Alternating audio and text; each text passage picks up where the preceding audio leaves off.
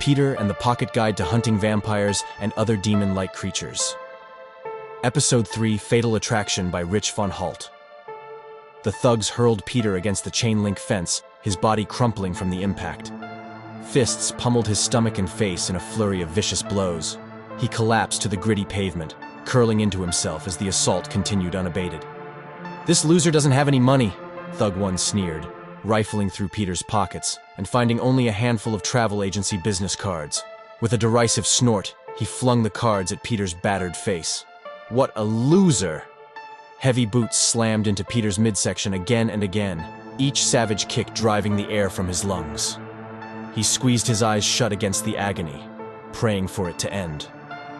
An eternity seemed to pass before the onslaught finally ceased. Silence descended, broken only by Peter's ragged breathing. Slowly, painfully, he pushed himself up to sitting and blinked to clear his blurred vision. The thugs lay motionless on the ground before him, dark blood pooling beneath their necks. Peter crawled closer, his limbs trembling from shock and exhaustion. The coppery scent of blood clogged his nostrils. They were dead, throats torn open as if by some ferocious beast. A terror deeper than any he had known while being attacked flooded through him. A shadow materialized behind Peter. Boris, a vampire from Eastern Europe, wore black from head to toe, a long coat billowing around his towering frame. His ghostly pallor contrasted starkly with ink-black hair that brushed his shoulders. Peter lurched unsteadily to his feet as Boris glided forward. They stood face to face, the vampire's merciless gaze boring into Peter's wide, horrified eyes. Boris parted his lips in a sinister smile, razor-sharp fangs glinting. Blinding headlights sliced through the darkness.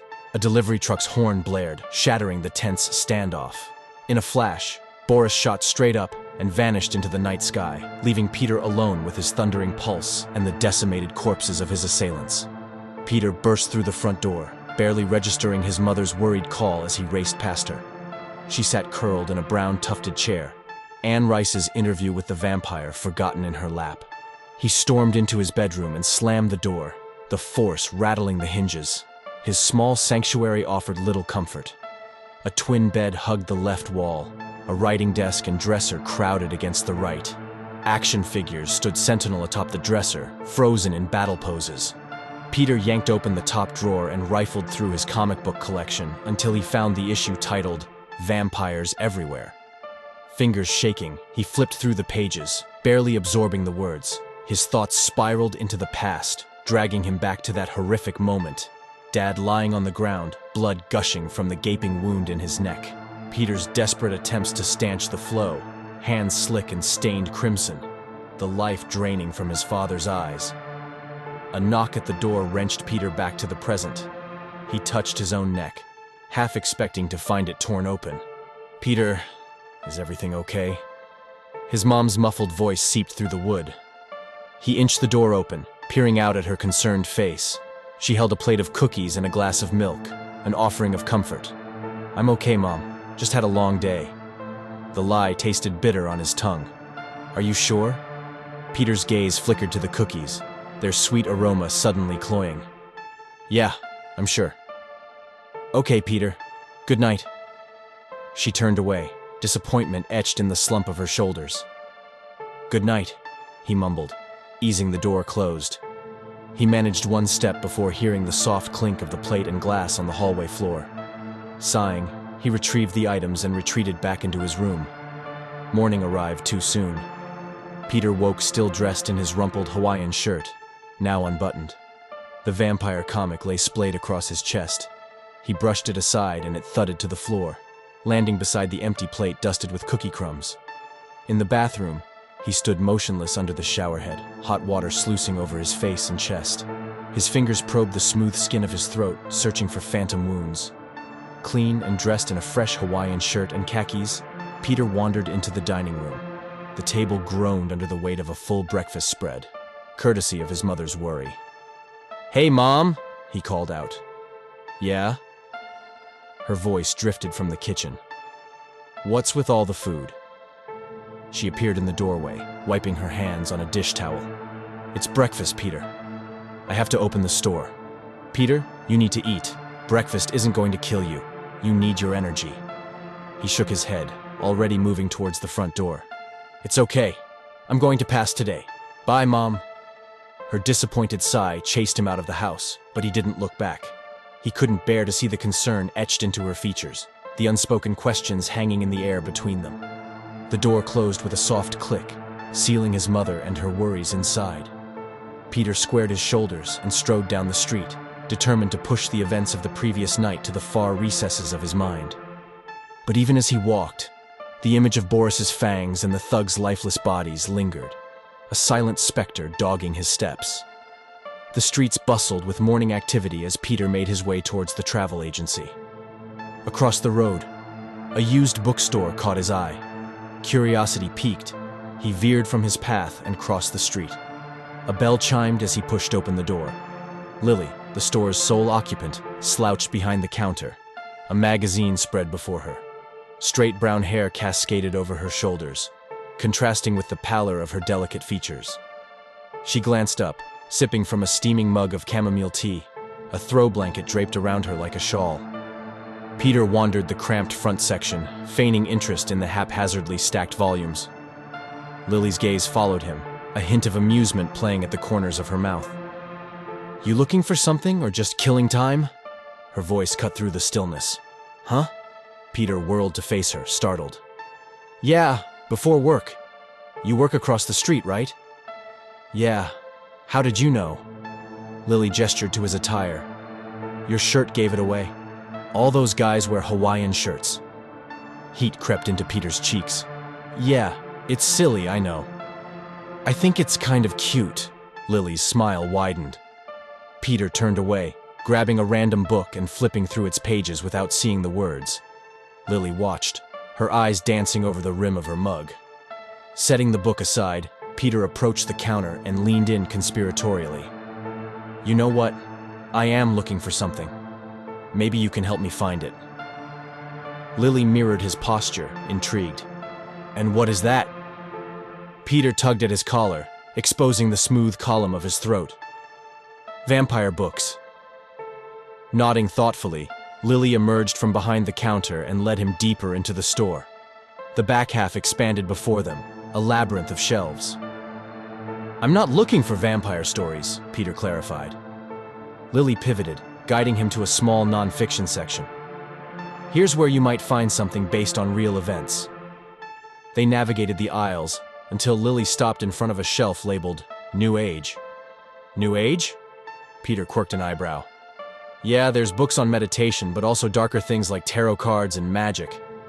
"Magic?" Lily laughed, the sound tinkling through the hushed space. "Yes. Well, take a look around. My name is Lily. I'll be up at the front." "I'm Peter. Thank you." As Lily retreated to her post, Peter crouched down, scanning the titles with growing frustration. "This is ridiculous," he muttered. "I don't even know what I'm looking for." Sweat beaded his forehead. He braced a hand against the shelf, steadying himself. And then he saw it. A thin, beige volume, its spine proclaiming, "The Pocket Guide to Hunting Vampires and Other Demon-like Creatures." Perplexed, Peter plucked the book from its hiding place. It fit neatly in his palm, unassuming in its blank cover. Flipping through the pages, his eyes widened at the sketches of homemade tools and the chilling descriptions of their lethal purposes. At the counter, Lily barely glanced up as Peter dropped the book in front of her. "Oh, you found something." "Yeah, this was kind of hidden." Lily examined the book, her expression inscrutable. "Oh, cool." The register chimed as she rang up the purchase. $9.95. Peter handed over his credit card, and Lily directed him to insert it into the machine. The receipt printed with a soft whir, and she passed it to him along with the book. "Would you like a bag?" "No, I'm fine." Peter accepted the slim volume, his fingers curling around its edges. As he headed for the exit, Lily called after him. "See you around, Peter." Surprised, he paused and glanced back. "You too." The door swung shut behind him, the bell announcing his departure. Lily watched him go, a smile playing at her lips, her eyes alight with a secret amusement. In the stillness of the bookstore, The weight of the unassuming guide pressed against Peter's palm, a talisman against the horrors that lurked in the shadows. The travel agency hummed with activity as Peter stepped inside. Dominic and Pete huddled at the counter, poring over paperwork. Niccolo and Sergio lounged at a nearby table, absorbed in a game of cards. "Hey, Niccolo, Sergio." Peter nodded in greeting. The pair glanced up, mischief sparkling in their eyes. Peter approached the counter. "Hey, Dom, Pete, what's up, guys?" He set his newly acquired vampire book on the counter. Laughter erupted from the assembled men. "Hey, Luigi, Angelo, come here. Look what Peter's reading." Dominic snatched up the book, waving it like a trophy. Luigi and Angelo emerged from the back room, curiosity piqued. "What is it, Dom?" Dominic thrust the book towards them, his grin widening. "Look what Peter's reading." Angelo seized the book, flipping through the pages with exaggerated interest. "Let me see this thing." He cleared his throat, adopting a mocking tone. "How to kill a vampire. A stake through the heart." Angelo pulled a face at Peter, eliciting another round of laughter. "Garlic," Angelo continued, his voice dripping with sarcasm. Luigi shouldered closer, plucking the book from Angelo's grasp. He rifled through the pages, his brow furrowed. Peter shifted uncomfortably. "Guys, come on." "Let me guess, across." Luigi's words trailed off as he stumbled upon an unexpected passage. He paced the room, his eyes glued to the text. "A vampire/demon can be killed or sent back to the underworld by killing them with a flaming arrow through the heart." Luigi's voice resonated in the sudden hush. He tossed the book back to Peter, who fumbled to catch it. "Well, what do you know? Something different. This might be something, kid." Dominic waved a dismissive hand. "All right, guys, let's stop teasing Peter. Everyone back to work." As the others dispersed, Pete beckoned to Peter. "Come on, Peter, let's get you set up." They retreated to the break room, a rack of Hawaiian shirts dividing the space between them. Pete leaned against the colorful garments, his expression solemn. "Listen, these guys bust your balls a lot, but you see how quiet it got." "Yeah, so? Didn't you notice anything weird about when your dad died?" Peter's gaze dropped to the floor. "No, not really. He just had a lot of blood gushing out his neck." "And why do you think that is?" Pete pressed. "Well, at the time, I didn't think anything of it until..." Peter's words faltered. "What happened, Peter?" Peter shook his head, a wry smile twisting his lips. "I don't want to sound like a crazy person." Pete snatched the book from Peter's hands, holding it aloft. "Peter, what you're about to say is going to sound like a crazy person, but we've all seen it." "What do you mean, seen it?" The book hovered between them, a silent witness to the unspoken horrors lurking in the shadows. Pete's gaze bored into Peter, a mixture of understanding and urgency. In that moment, the weight of their shared experiences hung heavy in the air, a bond forged by the impossible made real. Peter swallowed hard, his fingers twitching at his sides. The revelation that his colleagues had encountered the same nightmarish creatures sent a chill down his spine. The travel agency, with its garish Hawaiian shirts and mundane paperwork, suddenly felt like a facade, a flimsy barrier against the darkness that threatened to engulf them all. As Pete lowered the book, the silence stretched between them, pregnant with the unspoken. Peter knew that the path ahead would be fraught with danger, but for the first time since his father's death, he felt a glimmer of hope. Perhaps, with the knowledge contained within those pages and the support of his unlikely allies, he could confront the monsters that haunted his dreams and avenge his father's memory. The streets stretched out before Peter, empty and foreboding. He walked alone, the vampire book clutched in his hand, his footsteps echoing off the pavement. The bus stop loomed ahead, a solitary beacon just a couple of blocks from the travel agency. A nearby coffee shop caught his eye. Through the window, he spotted Lily, engrossed in a book at a small circular table. Peter hesitated, his mind churning. With a deep breath, he pushed open the door and stepped inside. The aroma of freshly brewed coffee enveloped him as he approached the counter. Lily glanced up, her gaze locking with his. A smile tugged at her lips. She hastily adjusted her hair and smoothed her shirt, repositioning her book and tea with practiced nonchalance. Peter placed his order, his eyes flicking to the wall menu without really seeing it. As he turned, their eyes met once more, smiles mirroring each other. "Funny seeing you here," Lily remarked, her voice warm. "Yeah, you too." Peter's words tumbled out, tinged with surprise. "Would you like to sit?" Lily gestured to the empty chair across from her. "Is that okay?" "Yeah." "Then yes." Peter sank into the seat, placing his book and drink on the table. Lily leaned forward, curiosity sparkling in her eyes. "So, how you liking it?" "It's okay. I never had a job before, so it's some getting used to." Peter shrugged, a self-deprecating laugh escaping his lips. Lily chuckled. "No, I mean the book." Heat crept up Peter's neck. "Oh yeah. I didn't really get a chance to read it, but it looks exciting." "What do you mean you never had a job before? How old are you?" Lily tilted her head, studying him. "I'm 22. Peter's voice dropped, a hint of embarrassment coloring his words. "Oh, did you just finish college? Where'd you go?" "I didn't." The admission hung in the air, heavy with unspoken implications. "Oh," Lily paused, her expression softening. "That's okay." Peter fiddled with his cup, his gaze fixed on the table. "My dad got me a job at the travel agency, just before he died."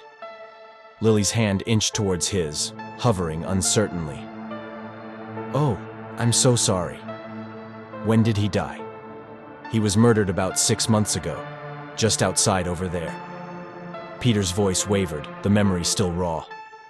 Recognition flickered in Lily's eyes. "Oh wait, I've heard of someone getting killed down the street." "Yeah, that was him." "Peter, I'm so sorry. Did they find the guy who—" "No. They said it may have been a carjacking gone wrong. His neck was sliced, or—" Peter's words trailed off, the image searing his mind. Lily's hand settled on his, a gesture of comfort. Peter stared at their hands, the contact simultaneously soothing and unsettling. Lily withdrew her hand, a tinge of awkwardness coloring the air between them. Sorry." Lily's apology hung uncertainly. "No, it's okay. I guess I'm just getting used to everything." Peter's gaze met hers, a silent understanding passing between them. Outside the window, a brown 1988 Cadillac Brougham screeched to a halt. Pete leaped from the passenger seat, his urgency palpable as he burst into the coffee shop. "Peter!" Pete's voice shattered the moment. "Peter, come on! Come with us! Just come on! I'll tell you in the car!" Peter glanced at Lily, an apology already forming on his lips. "Sorry, I'll talk to you later." He rose, the scrape of his chair against the floor jarring in the quiet space. "Sure. Bye." Lily watched as Peter followed Pete out of the shop, 1,000 unasked questions swirling in her mind. The Cadillac's engine roared to life, its tires squealing against the asphalt. As the car sped away, Peter clutched the vampire book tighter, a lifeline in the face of the unknown. The night swallowed them whole, the secrets of the past and the horrors of the present intertwining in an inescapable dance. The coffee shop receded in the rearview mirror as Peter slid into the back seat of the mob car. He wedged himself between Niccolo and Sergio, their burly frames dwarfing his slender build. Dominic took the wheel, while Pete claimed the passenger seat, fiddling with the radio until Frank Sinatra's My Way filled the car with its melancholic strains. Peter's gaze darted from one face to another, uncertainty etched in his features. Dominic's voice cut through the tension. "Pete filled me in on what you guys talked about." He paused, his eyes meeting Peter's in the mirror. "Listen, Peter. There are things in this world we can't explain. Where are we going?" Peter's question hung in the air, tinged with apprehension. "Just sit back and relax. It's going to be a while." Dominic's tone brooked no argument. "That book you have, Peter." "Yeah?" "Hide it." Pete cranked up the volume, Sinatra's crooning voice swelling to fill the silence. The city lights faded into the distance as they ventured far beyond the urban sprawl. The road wound downhill, the car hugging the curves for 30 miles. the landscape growing increasingly desolate with each passing minute. At last, they reached their destination. A mound of rocks rose before them, stacked against a small hill. The entrance to a cave gaped in the center, a yawning void that seemed to swallow the surrounding darkness. Dominic brought the car to a halt, the engine sputtering into silence. The men exited the vehicle, the doors slamming shut with a resounding finality. Sergio caught the keys Dominic tossed him and popped the trunk, leaving it open like a gaping maw. Peter's eyes widened, fear prickling his skin as they approached the cave's entrance. "Peter, just stay in the back." Dominic's command carried an undercurrent of warning. Pete fell into step beside Peter, his presence a small comfort in the face of the unknown. "Just stay with me," he murmured. "Don't worry, Peter. These guys are harmless to us." "How so?" Peter's voice wavered, skepticism warring with the need for reassurance. "We're their friends. Well, more like business partners. They need us." Pete's chuckle held a brittle edge. "Great. That makes me feel better." Peter's sarcasm fell flat, swallowed by the oppressive weight of the night. The cave loomed before them, a gaping wound in the earth. The air grew thick and heavy, the silence broken only by the crunch of gravel beneath their feet. Peter's heart hammered against his ribs, his breath coming in shallow gasps. The vampire book seemed to burn against his skin, a talisman of the horrors that awaited them. As they crossed the threshold, the darkness engulfed them, a living entity that seemed to pulse with malevolent intent. The unknown stretched out before them, a yawning abyss that threatened to swallow them whole. Peter clenched his fists, steeling himself for whatever lay ahead. In the depths of the cave, ancient evils stirred, their hunger palpable in the stagnant air. The men pressed forward, their footsteps echoing off the damp walls. Shadows danced at the edges of their vision, phantoms born of fear and imagination.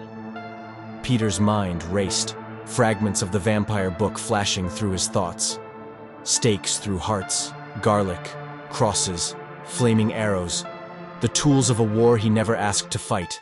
And yet, here he was, descending into the bowels of the earth, shoulder to shoulder with men who claimed to be allies of the very monsters they sought to destroy.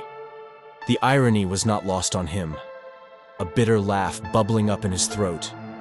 In this twisted game of survival, the lines between friend and foe blurred, leaving only the primal instinct to endure. As they ventured deeper into the vampire's lair, Peter clutched the book tighter, a lifeline in the darkness. The weight of his father's death pressed down on him, a constant reminder of the stakes at play.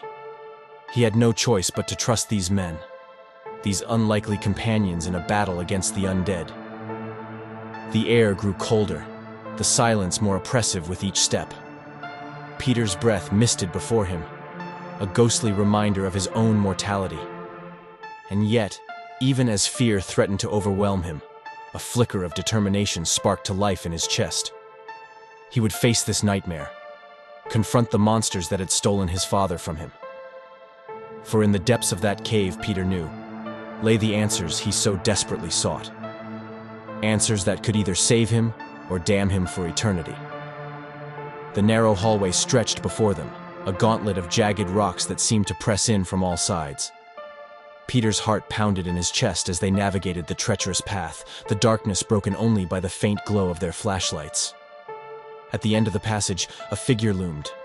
Sandor, the guard, stood an imposing 6'5", his black t-shirt and pants blending seamlessly with the shadows. His pale skin and short blonde hair lent him an otherworldly air, a specter in the gloom.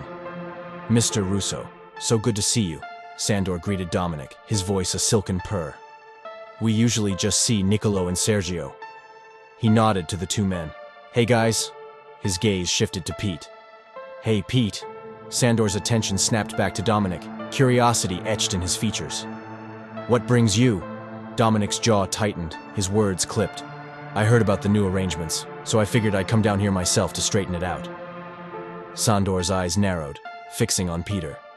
"And who's the new face?" The group's gazes swiveled to Peter, the weight of their scrutiny palpable. "You're not supposed to bring any new people around," Sandor chided, a hint of menace in his tone. Dominic squared his shoulders. He's family. A smile, sharp and predatory, spread across Sandor's face.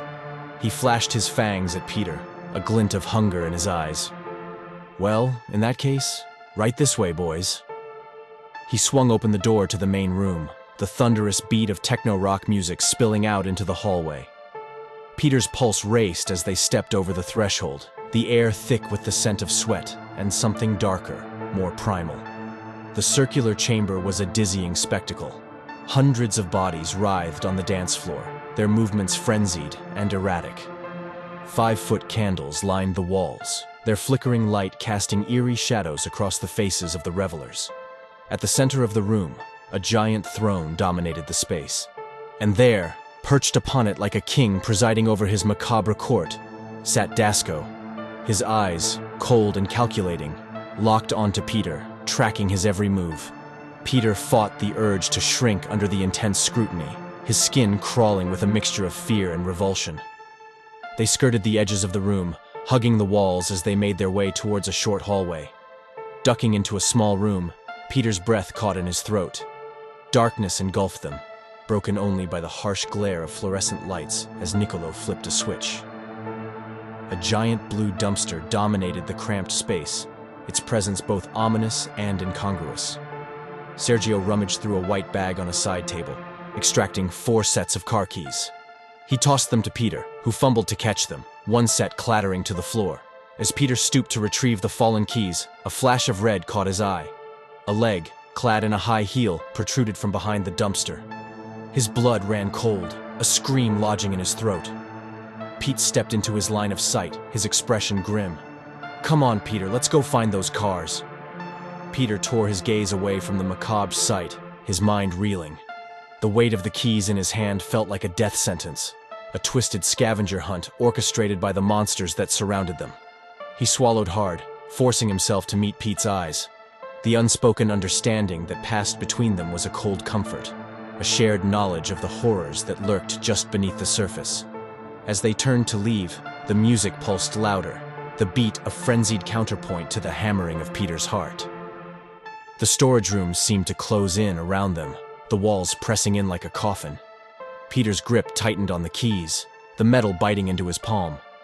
He knew, with a sickening certainty, that what lay ahead would test the very limits of his sanity. But there was no turning back now, no escape from the nightmare that had become his reality. With a final, shuddering breath, Peter stepped out into the hallway, the darkness swallowing him whole. And in that moment, he understood the true meaning of fear, the kind that seeped into your bones and haunted your every waking moment. For in the depths of that vampire cave, death was not just a possibility. It was a promise, waiting to be fulfilled.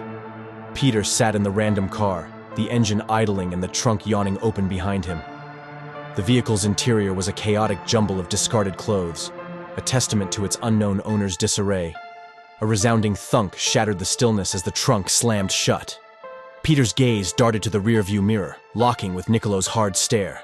Blood smeared the man's face, a macabre mask that sent a chill down Peter's spine. Niccolo reached into his pocket, withdrawing a white cloth to wipe his mouth, the gesture both casual and unsettling. "Peter?"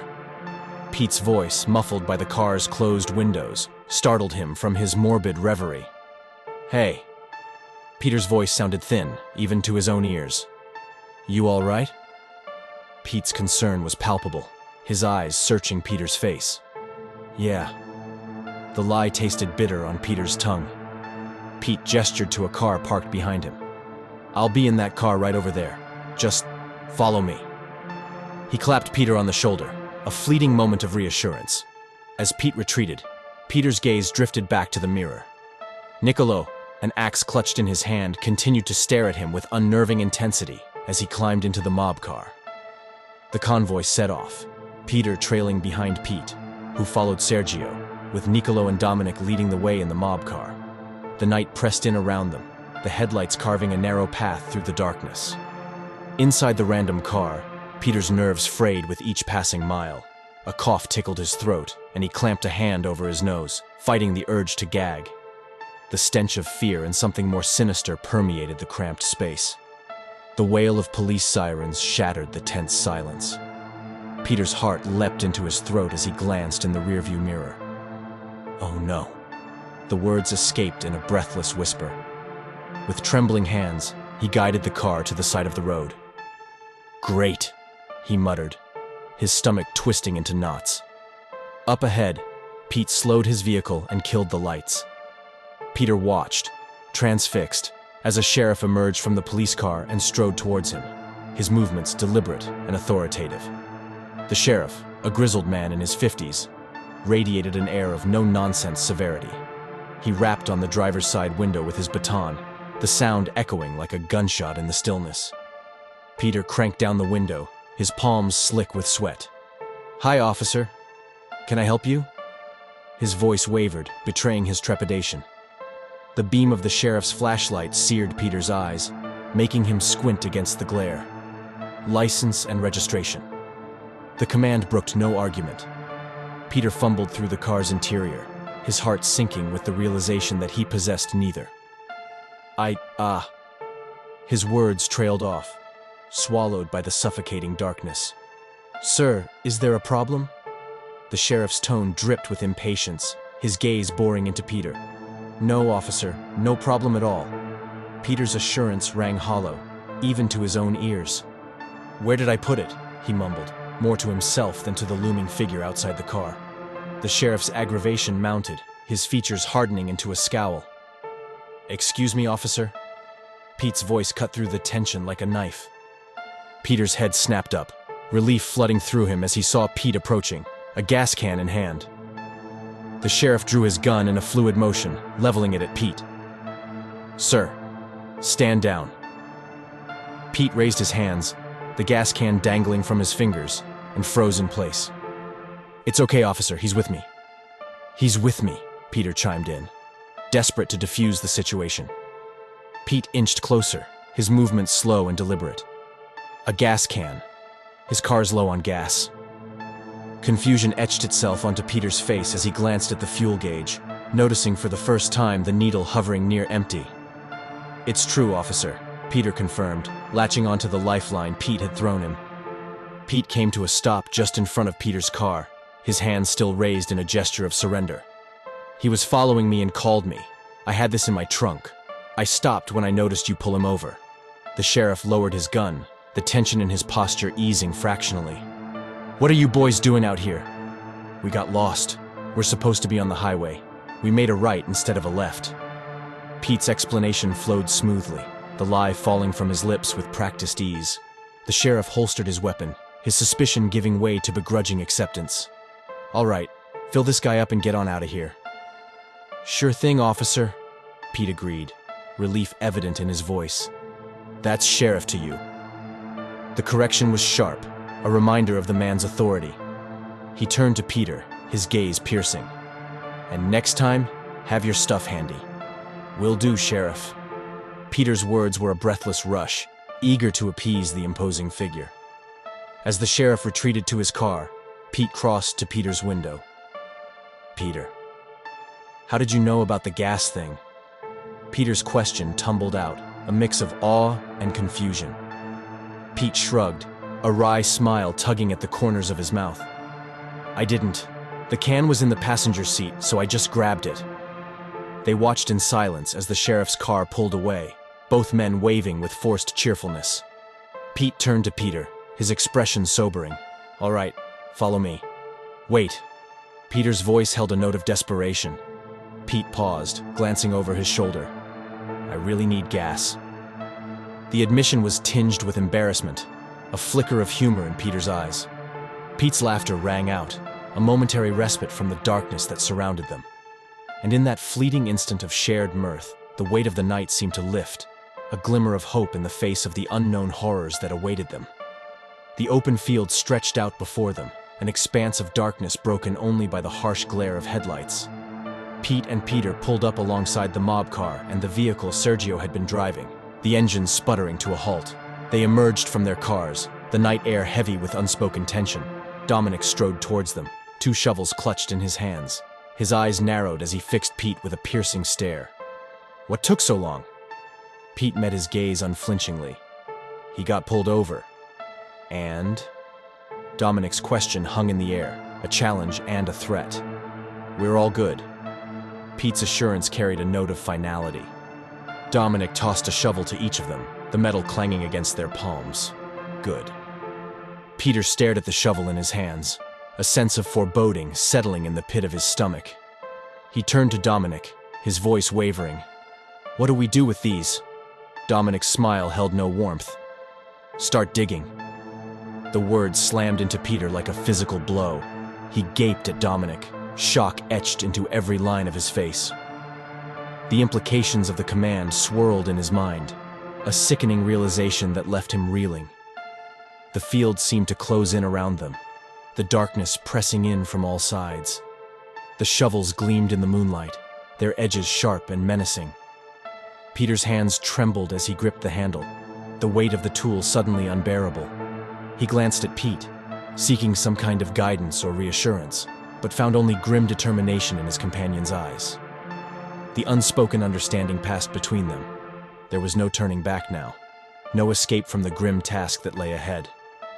Dominic watched them, his expression inscrutable.